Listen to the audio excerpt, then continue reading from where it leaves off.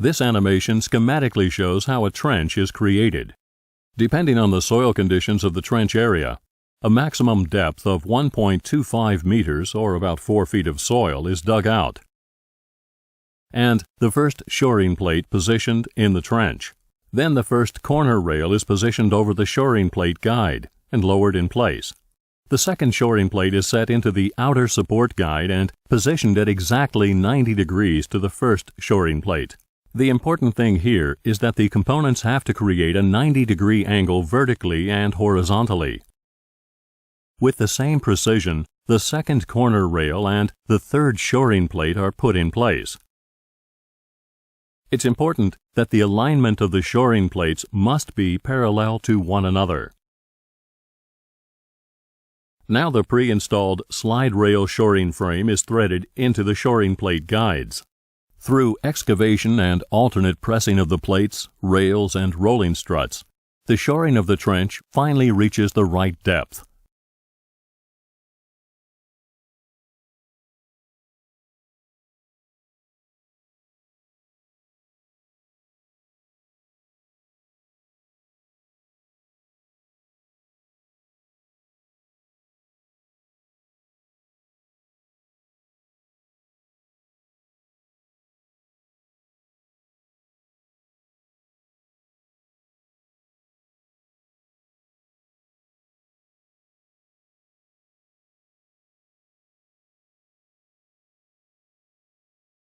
By having free access all around the pit, the second trench field can begin even before the full shoring depth is reached.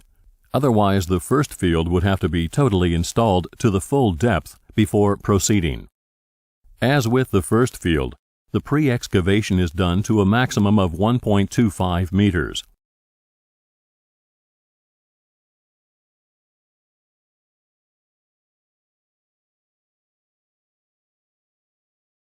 Immediately adjacent to the first shoring field, 2 lengthwise shoring plates, a corner rail, and an end plate are threaded into the outer rail guides and then aligned. The fourth corner rail completes the self-contained construction trench.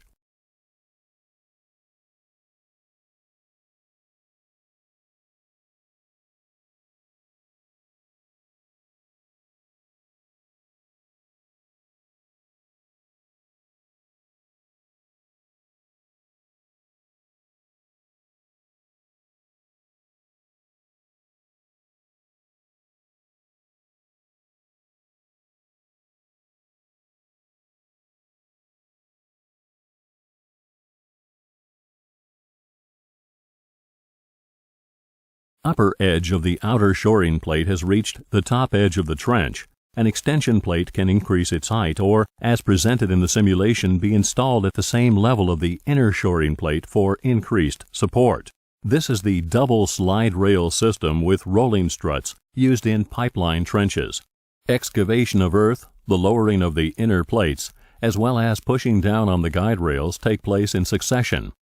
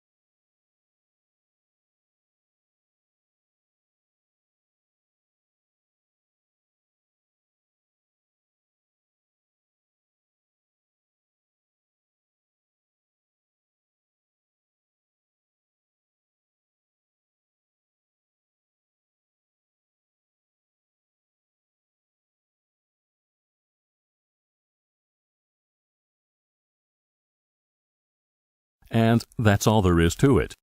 It's always this easy when you work precisely.